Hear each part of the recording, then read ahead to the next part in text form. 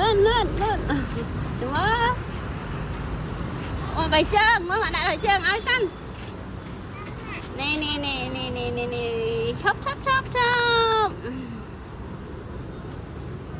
chớp mấy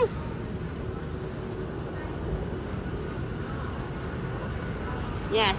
ok ở đi đây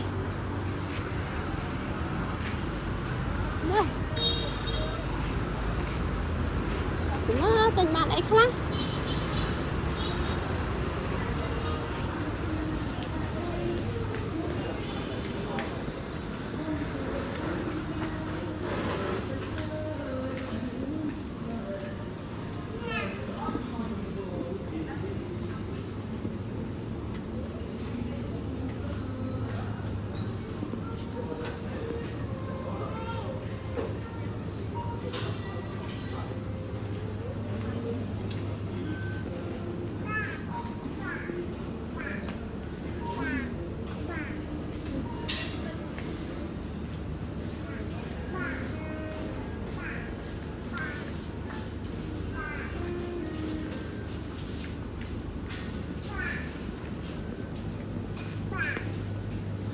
khơi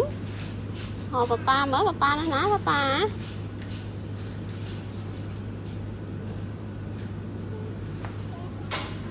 đó đã tới nhóc gì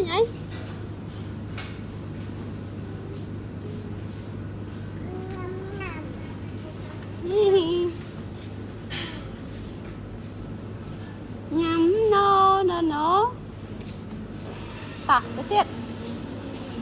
tỏ lên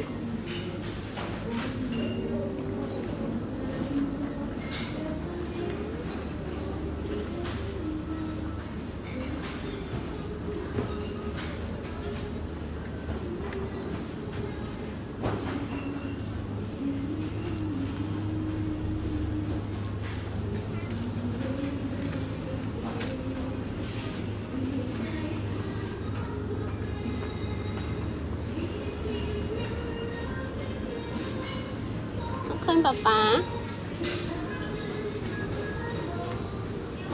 nó papa cho nó papa ổn nó papa bạn nó khơi papa nó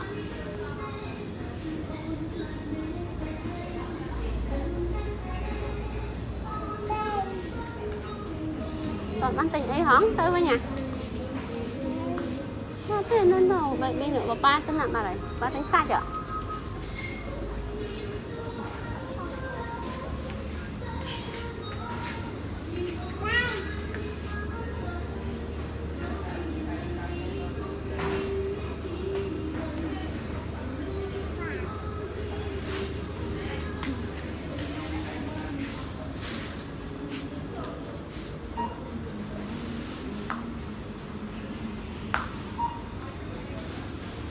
núa papa tôi tính núa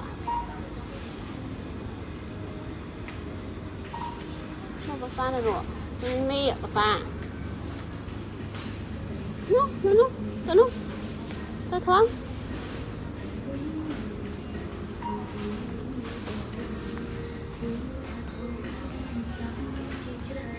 nó mở không khơi nhá